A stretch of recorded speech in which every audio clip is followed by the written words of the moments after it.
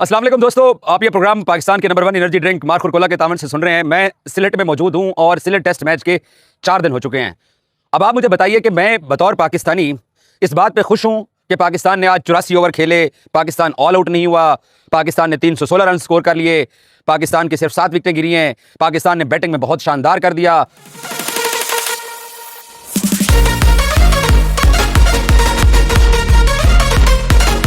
The legend Mohammad Rizwan 75 run पे खेल रहे हैं।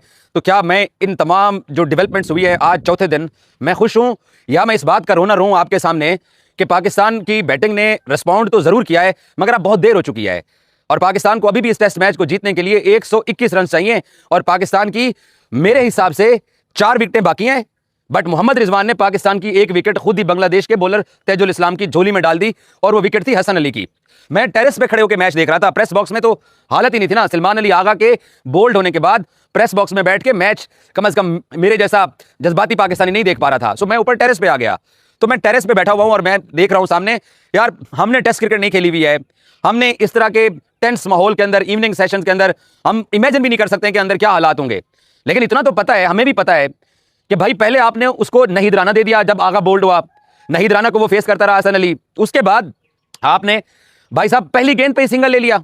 असद शफीक प्रेस कॉन्फ्रेंस में है, मैंने उसको सवाल किया कि सर हमें ये समझा दें कि ये क्या टैक्टिक्स होते हैं कि आप जो है वो, आपको पता भी है 2-3 ओवर रह गए हैं और इन 2-3 ओवर्स में आपने ये जो हिकमत अमली इख्तियार की है कि हसन अली फेस करेंगे और वो तेजुल इस्लाम अच्छी बॉलिंग कर रहे हैं, नया बॉल है, आगा को वो बोल्ड कर चुका है, वो सेट बैट्समैन आगा जो रिजवान के साथ 32 ओवर्स तक विकेट पर खड़ा रहा, तकरीबन 125 की पार्टनरशिप हुई है। आपने हसन अली को आगे कर दिया, पहली गेंद पे सिंगल ले लिया। यहां बांग्लादेश के 116 के ऊपर 6 आउट हुए, लिटन दास बाउंड्री पे गेंद जाती थी सिंगल ही लेता था लिटन दास, और पहली इनिंग्स थी टेस्ट मैच की। अभी टेस्ट मैच के 4 दिन पड़े हुए थे, आपको पता भी है रिजवान साहब। लेकिन भाई बस वो हमारे जो क्रिकेटर्स हैं, गेम अवेयरनेस यही कुछ है, यही मोहम्मद रिजवान थे। रन बॉल चाहिए थी न्यूयॉर्क में इंडिया के खिलाफ, 15 ओवर की पहली गेंद बुमराह करवाने आया तो घुटना नीचे रख के आंखें बंद करके भाई साहब छक्का मारे थे और बोल्ड हो गए थे। ये तो हमारा हाल है। बाकी बाबर आजम साहब ने 47 रन की इनिंग्स खेली है तो पूरा पाकिस्तान कह रहा है कि वो अनलकी रहे, उनको लेग साइड के ऊपर गेंद जो है वो पड़ा एक सेट बैट्समैन को और उनका बल्ला घूम गया और उनका बदकिस्मती से उनका एज निकल गया। 4 साल हो गए बाबर आजम का टेस्ट क्रिकेट के अंदर 100 नहीं आया।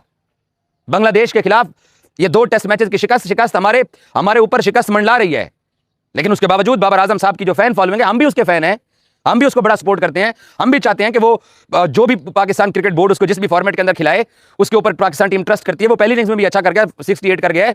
लेकिन एक सेट बैट्समैन, जो गलती सऊद शकील से हुई, जो गलती आगा से हुई, जो गलती बाकियों से हुई, वही गलती बाबर आजम की हुई है। बाबर आजम के 47 रन के पीछे मैं पूरे पाकिस्तान के फैंस के साथ नहीं जा सकता कि यह बदकिस्मती है। यह बदकिस्मती हमारी है, बाबर आजम की नहीं है भाई। कि हम बांग्लादेश से लगातार चौथा टेस्ट मैच हारे हैं, 2 पिंडी में हारे हुए हैं, 1 ढाका में हारे हुए हैं, 1 ये हार रहे हैं, सेंचुरी नहीं आ रही है।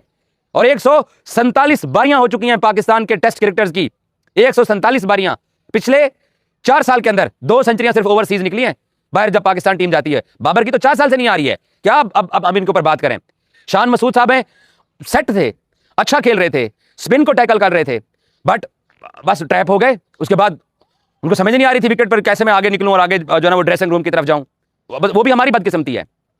शान मसूद आउट हो, बाकी सारे आउट हो, तो वो पाकिस्तान टीम की बदकिस्मती है, वो कौम की बदकिस्मती है, वो कौम अनलकी हो जाती है। बाबर आजम आउट हो तो सिर्फ बाबर आजम अनलकी होता है, ऐसा नहीं होना चाहिए मेरे दोस्तों।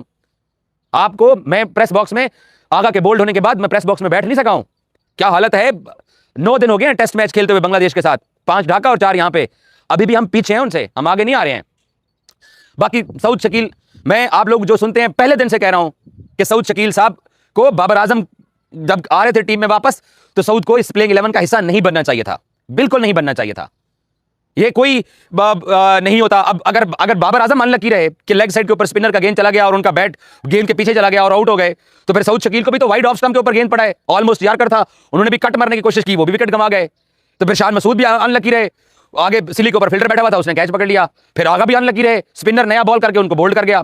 आगा ने बैट बाहर रखा हुआ है, गेंद अंदर चला गया, बल्कि सीधा रहा गेंद। आगा साहब फिर सारे अनलकी हैं, फिर अजान अवैस, फिर सारे। भाई आपसे बांग्लादेश अच्छी क्रिकेट खेल रहा है, बैटिंग में भी बॉलिंग में भी। इसलिए 4 दिन इस टेस्ट मैच के खत्म हो चुके हैं। कोई रिलीफ फील हुआ किसी पाकिस्तानी को या किसी देखने वाले को। बाकी मोहम्मद रिजवान साहब के बारे में भाई मैं इतना कहूंगा कि हसन अली को स्ट्राइक देना जुर्म था, क्राइम था। हसन अली को स्ट्राइक देना नहीं बनता था। अगर हसन अली विकेट पर खड़े होते और इस वक्त पाकिस्तान के 6 आउट होते और ये डे ऐसे ही एंड हुआ होता, 121 रन हमें जीत के लिए चाहिए होते, तो मैं तब भी तवक्को कर सकता था। मैं अभी जो है वो तोते पाल सकता हूं, मुर्गियां पाल सकता हूं, खरगोश पाल सकता हूं, उम्मीद नहीं पाल सकता कि कल पाकिस्तान ये सिले टेस्ट मैच जीतेगा। टेस्ट क्रिकेट है, कुछ भी हो सकता है। ये ऐसा गेम है, इसमें विकेट पर टिक गए तो टिक सकते हैं। इसमें साजिद खान 4-5 छक्के मार दे, 4-5 छक्के, खुरम अच्छी बैटिंग कर लेता है, अब्बास काउंटी के अंदर बहुत उसको एक्सपीरियंस है बैटिंग करने का, तो टिक गए जीत जाए तो वो एक अलग बात है। एक क्योंकि वर्ल्ड रिकॉर्ड ही 417 रन का है, 437 रन का तो वर्ल्ड रिकॉर्ड ही नहीं है ना। 250 साल से सर डॉन ब्रैडमैन के जमाने, उससे भी पहले की क्रिकेट हो रही है, डॉक्टर WG ग्रेस के जमाने से क्रिकेट हो रही है। तो 437 रन अगर कल पाकिस्तान पूरा कर जाता है तो इससे बड़ी कोई फिर कामयाबी, फिर इनको आप भाई साहब, इनको वेस्ट इंडीज भी ले जाइए, इनको इंग्लैंड वाला टेस्ट मैच भी इनको सबको खिला दीजिए, अगर इतना बड़ा रिकॉर्ड पाकिस्तान चेज करके हेडलाइंस के अंदर जगह बनाता है। बट मैं नहीं ये ख्वाहिश पाल रहा। आप लोग टीवी पे देख रहे हो, मैं ग्राउंड में बैठा हुआ देख रहा हूं। मैं नहीं कम से कम ये ख्वाहिश जो है ना वो फील करने वाला या ड्रीम करने वाला कि हम जो है वो सिले टेस्ट मैच जीत गए हैं। हमें अपनी क्रिकेट ठीक करनी पड़ेगी। आज 71 रन, 75 रन 3 बैट्समैनों के आ गए। उसके बावजूद मैं बतौर स्पोर्ट्स रिपोर्टर इजाज वसीम अपनी पुरानी बातें दोहराऊंगा कि ये टीम चीख चीख के कह रही है कि हम सीनियर जो है वो बदलने की नहज पे आ चुके हैं, हमें अब इन सीनियर्स को बदलना पड़ेगा। इन सीनियर्स की वजह से आज हमारी ये हालत है। एक इनिंग्स के अंदर ठीक है मजहमत कर ली है, लेकिन सेंचुरी फिर भी नहीं आई है। बांग्लादेश वाले यार सेंचुरियां कर रहे हैं, हमसे सेंचुरी नहीं आ रही है। उनकी या तो बैटिंग अच्छी है या हमारी बॉलिंग गंदी है, या उनकी बॉलिंग बहुत अच्छी है, हमारी बैटिंग गंदी है, कुछ तो है। हम लोग टेस्ट क्रिकेट में अपने आप को सुपीरियर और सुप्रीम समझते हैं बांग्लादेश से टेस्ट क्रिकेट के अंदर। 9 दिन हो गए हैं वो आगे और हम पीछे भाग रहे हैं। वो थके भी नहीं है और हम थक भी गए हैं।